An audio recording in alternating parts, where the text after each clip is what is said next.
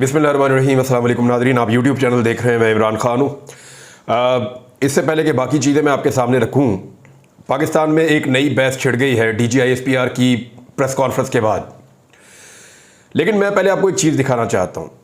ये जो तस्वीर है ये है अमरीकी डायरेक्टर एंड सीक्रेट सर्विस की, और ये एक बहुत बड़ी ओहदेदार हैं, बहुत बड़ा ओहदा है इनके पास, और अमरीकी सीक्रेट सर्विस की डायरेक्टर हैं। इनका नाम है किम चेटल। ये जो खातून है इनको जिम्मेदार ठहराया गया, या इनके इदारे को जिम्मेदार ठहराया गया साबिक सदर डोनाल्ड ट्रंप के ऊपर जो कातलाना हमला हुआ उस हवाले से। वहां पे जो अवामी मुंतखब नुमाइंदे हैं या लॉ मेकर्स हैं, उन्होंने इनको तलब किया, और तलब करने के बाद घंटों तक इनसे तफ्तीश की गई, और पूरे अमेरिका ने नहीं, पूरी दुनिया ने सुना, और इतने सख्त अल्फाज इस्तेमाल किए गए, यानी इनको ग्रिल किया गया। डोनाल्ड ट्रंप के ऊपर एक गोली चली है जिसमें उनकी जान बच गई है, उनके कान में एक चोट लगी है, और उसके बाद उनकी जान तो बच गई, लेकिन इस वाक़े के ऊपर पूरा अमेरिका हिल गया है। अब दोनों पार्टीज की जानिब से, यानी डेमोक्रेट्स भी और रिपब्लिकन्स भी, डोनाल्ड ट्रंप की पार्टी और जो बाइडेन की पार्टी, दोनों पॉलिटिकल पार्टीज के लोगों ने इनकी ऐसी की तैसी फेर कर रख दी है। इतने सख्त सवालात किए गए और इनको खंदा पेशानी से सारे सवालों के जवाब देने पड़े। ऐसा लग रहा था कि एक पब्लिक सर्वेंट, यानी अवाम का एक खादिम, अवाम के मुंतखब नुमाइंदों को जवाब देने की जिम्मेदारी अदा कर रहा है। बड़े सख्त सवाल आए गए। यह भी कहा गया कि तुम्हें रिजाइन कर देना चाहिए, यह भी कहा गया कि तुम्हें तो नौकरी से निकाल देना चाहिए, यह भी कहा गया कि तुम बेवकूफ बना रही हो या झूठ बोल रही हो। जितने फैक्ट्स थे उसके ऊपर बड़े सख्त सवालात किए गए, बल्कि यहां तक किया गया कि यस और नो में जवाब चाहिए। ऐसा लग रहा था कि लगातार घंटों तक सीक्रेट सर्विस चीफ को डांट पड़ रही है वहां पे लगातार, और ये उनके लिए नॉर्मल था, यानी उनके लिए कोई बहुत बड़ी बात नहीं थी। उन्होंने ग्रिल करके रख दिया इनको, दुनिया भर के अखबारात में ये छपा है। लेकिन मजाल है कि सीक्रेट सर्विस ये कहे कि जनाब हमारी बेइज्जती हो गई या हमारे मुल्क के ऊपर अटैक हो गया। देखिए, अमेरिका को दुनिया में सुपर पावर माना जाता है, वो तरक्की याफ्ता ममालिक में सफ़े अव्वल पे है, लेकिन क्यों है, कभी इसके बारे में हमने सोचा? हम ये तो कहते हैं वो बहुत ताकतवर है, वो बहुत आगे है, बहुत तरक्की किया, लेकिन हम ये क्यों नहीं देखते कि उन्होंने ऐसा क्यों किया? उनके रवैये क्या है जमहूरियत को लेके, रूल ऑफ लॉ को लेके, फ्रीडम ऑफ स्पीच को लेके, अवामी मुंतखब नुमाइंदों को लेकर, जमहूरियत को लेकर उनके रवैये हमसे कितने मुख्तलिफ हैं। यानी क्या पाकिस्तान में आप ऐसा सोच भी सकते हैं? इस रैंक के ऑफिसर को तो छोड़े, आप छोटे मोटे ऑफिसर को बुला के नहीं पूछ सकते किसी एजेंसी के, सवाल ही पैदा नहीं होता। यानी यहां पे मुझे याद है इमरान खान साहब पे गोलियां चली थी तो कोई जिम्मेदारी लेने वाला ही नहीं था, FIR ही दर्ज नहीं हो रही थी, वो करवा नहीं पा रहे थे। तो ये कितना बड़ा फर्क है। जब तक हमें ये फर्क समझ नहीं आएगा तब तक हम आगे नहीं बढ़ सकेंगे। हमेशा मुल्क डेमोक्रेसी के साथ आगे बढ़ते हैं, रूल ऑफ लॉ के साथ आगे बढ़ते हैं, जमहूरियत के साथ आगे बढ़ते हैं, फ्रीडम ऑफ स्पीच के साथ आगे बढ़ते हैं, इख्तिलाफ राय की आजादी के साथ आगे बढ़ते हैं। फस्तायत से, दबाने से, जुल्म करने से, जबर करने से, आमराना रवैयों से मुल्क आगे नहीं बढ़ते। ये आपने अमेरिका में होते हुए देखा, तो आपको अंदाजा हो जाना चाहिए कि इतने सख्त सवालात और इतना जबरदस्त ग्रिल किया उन्होंने इस ऑफिसर को कि मैं देखकर परेशान हो गया था कि क्या पाकिस्तान में हम ऐसा तसव्वुर भी कर सकते हैं, सोच भी सकते हैं। अब पाकिस्तान के अंदर DGISPR साहब की एक प्रेस कॉन्फ्रेंस हुई कल, उस हवाले से सहाफ़ियों ने बहुत ज़्यादा बात की, और बहुत सारे सहाफ़ियों ने बात की है। काशिफ अब्बासी साहब को मैं सुन रहा था, हमारे जो कोर्ट रिपोर्टर्स हैं उनको मैं सुन रहा था, दीगर जो सोशल मीडिया पे प्रोग्राम्स करते हैं सहाफ़ी, उनको मैं सुन रहा था। तो सबका ये कहना है कि सियासी माफिया जैसे अल्फाज का चुनाव नहीं होना चाहिए। यानी सियासी माफिया सियासतदानों को अंडरमाइन करने वाली बात है कि सियासी माफियाज हैं, सियासी टोले, इंतशारी टोले हैं। जब एक पॉलिटिकल पार्टी को ऐसे कहा जाता है तो फिर उधर से जवाब भी आता है। यानी मैं आपको ये बता देता हूँ कि जब ये किया गया तो फिर उसके बाद प्रेस कॉन्फ्रेंस हुई पाकिस्तान तहरीक-ए-इंसाफ की जानिब से, और जो चीज़ें अवॉइड की जा सकती थी वो चीज़ें अवॉइड नहीं हो सकी। यानी तहरीक-ए-इंसाफ ने फिर उसके बाद साबर मिट्ठू का जिक्र किया, जो समधी थे जनरल रिटायर कमर जावेद बाजवा साहब के। फिर जो बॉर्डर पे स्मगलिंग होती है उसका भी जिक्र किया। फिर जो जाली अकाउंट्स हैं उनका जिक्र किया, अयान अली का भी जिक्र आया, मोहसिन नकवी के अरबों का जिक्र आया। तो इस तरह फिर वो बहुत सारी चीज़ें उन्होंने कहा जी वहाँ पे भी जाके देखें, सारा ब्लेम जो है वो पाकिस्तान तहरीक इंसाफ पर ना डाला जाए। फिर डिजिटल दहशतगर्दी की जो इस्तिलाह है, इसको मैंने सर्च किया इंटरनेट पे, क्योंकि सोशल मीडिया का दौर है।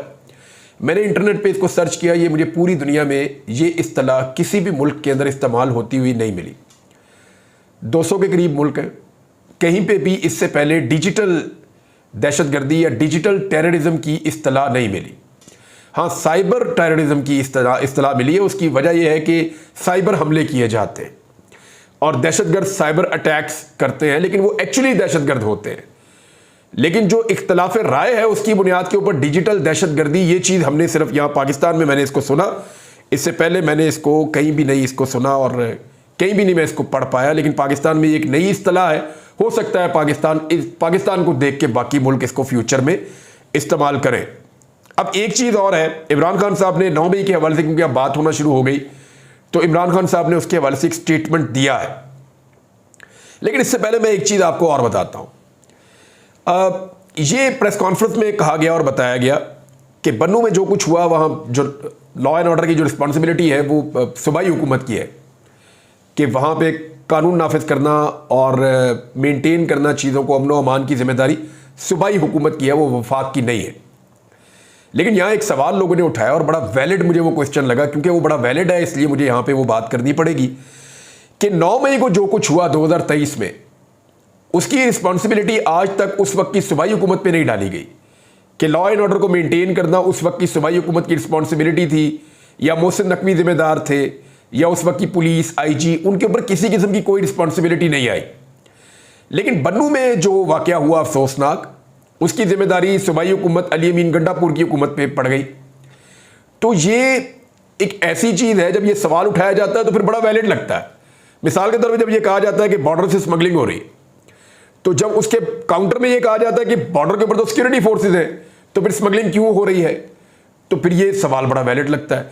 इस तरह बहुत सारे और सवाल आते हैं। इमरान खान साहब का एक मौक़िफ़ है और उन्होंने इसमें एक स्टेटमेंट दिया है, वो स्टेटमेंट मैं आपके सामने रखता हूं कि इमरान खान साहब क्या कह रहे हैं। इमरान खान साहब ने सहाफ़ियों से बात करते हुए बहुत सारी बातें की हैं। बातें करते करते उन्होंने कहा कि डॉक्टर यास्मीन राशिद ने कारकुनान को जिन्ना हाउस में दाखिल होने से रोका, हमारे 16 लोगों को शहीद किया गया, 3 लोगों की टांगें काटी गईं और 1 को माजूर किया गया, हमारे 10,000 लोगों को उठाया गया है और उनको सजा दी गई है। 9 मई की CCTV फुटेज ISI ने छुपाई है। ये इमरान खान साहब ने स्टेटमेंट दिया है। एक स्टेटमेंट जो है वो अली मोहम्मद खान साहब का भी है 9 मई के हवाले से, और बड़ा जज्बाती स्टेटमेंट है। पहले आपको मैं वो स्टेटमेंट सुना देता हूं। अली मोहम्मद खान साहब एक बड़े नरम आदमी हैं, वो बड़ा एहतियात के साथ बात करते हैं, बड़े अच्छे पॉलिटिशियन हैं और बड़े मजबूत आसाब के आदमी भी हैं।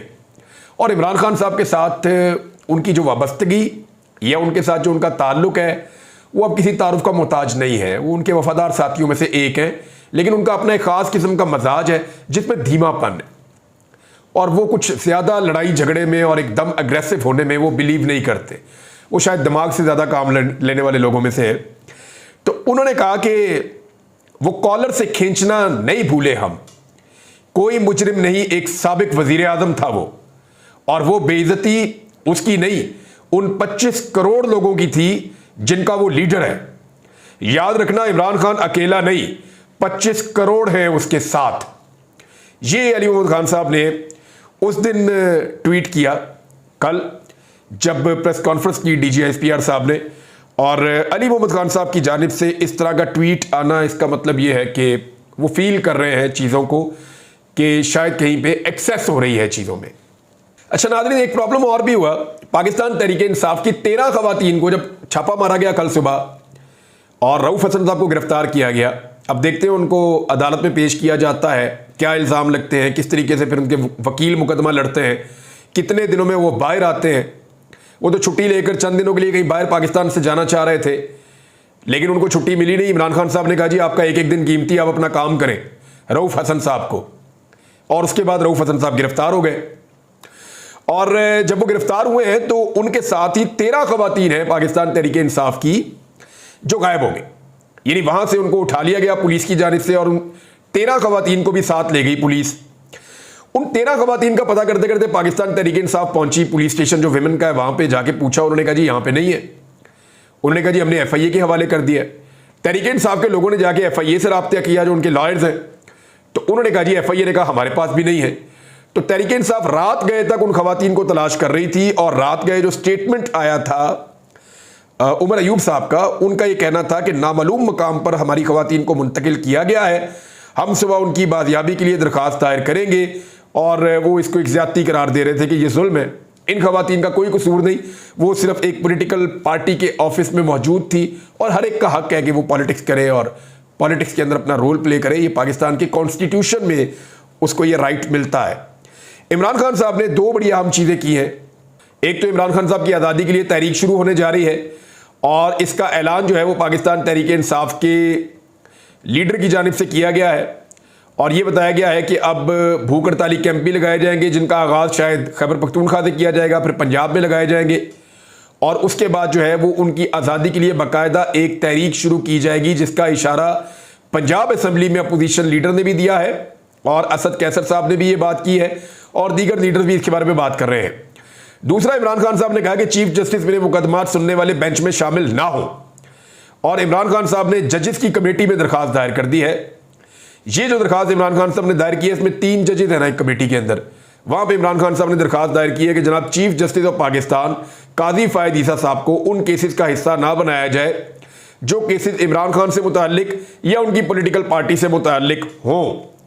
अच्छा, इसमें इमरान खान साहब ने जो मुबैना तौर पर जो सरीना ईसा साहिबा हैं, काजी फायद ईसा साहब की अहलिया, उनके जो ओपनली उन्होंने स्टेटमेंट दिए थे इमरान खान साहब के खिलाफ, उन स्टेटमेंट्स को भी इस दरखास्त का हिस्सा बनाया, और कुछ शवाहिद भी पेश किए और चीज़ें बताई हैं, और उन्होंने रेफरेंस का भी जिक्र किया, और उन्होंने कहा जी कि एक वेंडेटा है, एक प्रॉब्लम है, तो काजी फायद ईसा साहब जो है वो हमारे मामले में हमें नहीं लगता कि हमें इंसाफ देते हैं, लिहाजा ये ज़ाती मामला हो जाता है, तो काजी फायद ईसा साहब हमारे मुकदमात ना सुने, चाहे वो पाकिस्तान तहरीक इंसाफ के हैं, चाहे वो मुकदमात इमरान खान साहब के हैं।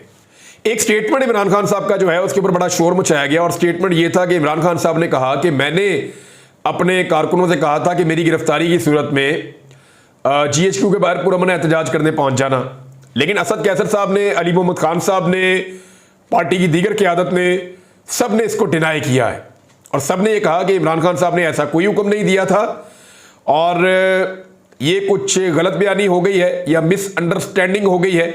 इमरान खान साहब उस दिन गिरफ्तार थे, और वो बारहा ये कह चुके हैं कि 9 मई को तो मैं गिरफ्तार था, तो मैं तो किसी किस्म का एहतजाज का कॉल दे नहीं सकता था। तो अब इमरान खान साहब ने किस कॉन्टेक्स्ट में ये बात की है, सहाफ़ियों ने कैसे इसको रिपोर्ट किया है, जब दोबारा सहाफ़ी इमरान खान साहब के पास जाएंगे या इमरान खान साहब की टीम उनसे जाकर मिलेगी, तो फिर चीज़ें मजीद क्लियर हो जाएंगी और पता चल जाएगा।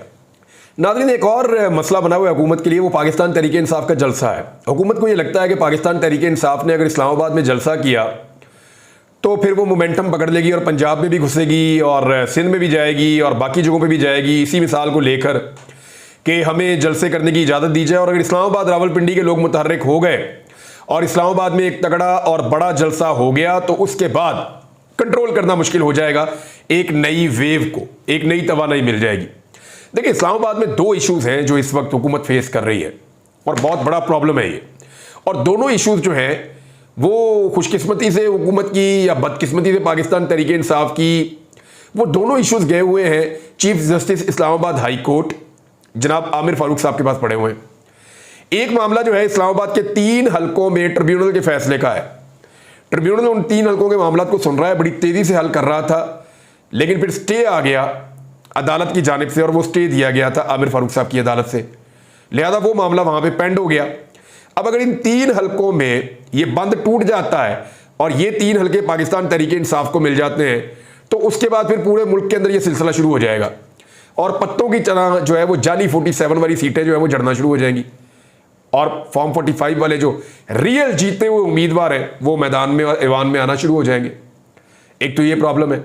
दूसरा प्रॉब्लम ये है कि अगर इस्लामाबाद से एक जलसे का मोमेंटम बनेगा तो वो कहां जाके रुकेगा, इसको कोई कुछ नहीं कह सकता इसके बारे में। आप देखिए, अभी अदालत में जब डिस्कशन हो रही थी तो तहरीक लबैक के जलसे का, धरने का, हर चीज़ का हवाला दिया गया, जमात इस्लामी की एक्टिविटीज़ का हवाला दिया गया, जितनी भी एक्टिविटीज़ इस्लामाबाद में होती है सबके बारे में बताया गया। लेकिन हुकूमत ने कहा जी सारे जलसे करते हैं तो करें, यानी मुंह से तो नहीं कह रहे, लेकिन उनका रद्देमल ऐसा ही है कि पीटीआई को हम नहीं करने देंगे, बल्कि तहरीक इंसाफ को वो ये कह रहे हैं कि आप अगस्त के आखिरी हफ्ते में जाके जलसा करें, अभी आप नहीं कर सकते।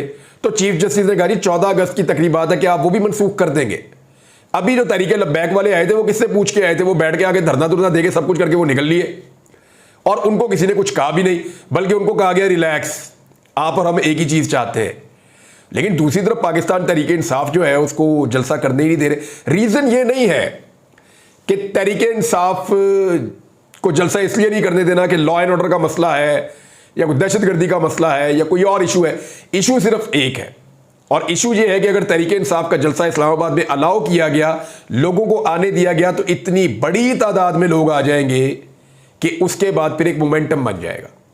फिर ये लाहौर में भी जलसा करना चाहेंगे। 14 अगस्त को उन्होंने ऑलरेडी अनाउंस किया हुआ है। तो ये सारी चीजें हैं जो जलसा करने से या जलसे की इजाजत देने से रोक रही है। बहरहाल अदालत ने एक मरतबा फिर मामला वहीं पर जाके खड़ा कर दिया कि आपस में तय करके आप जलसा कर दें। अब आखिरी सोल्यूशन ये होगा कि हुकूमत को अदालत ऑर्डर कर दे और अदालत ये हुक्म जारी कर दे डायरेक्टली ऑफिसर्स को कि जी अब जलसा होगा और आप जलसा करवाएंगे, अब जलसा आपने रोकना नहीं है। इस तरह का एक स्ट्रेट फॉरवर्ड ऑर्डर मुझे लगता है अब रिक्वायर्ड है, क्योंकि ये हुकूमत तो तहरीक इंसाफ का जलसा करवाने का नाम ही नहीं ले रही। अब तक के लिए इतना ही, अपना ख्याल रखिएगा, अपने इस चैनल का भी। अल्लाह हाफ़िज़।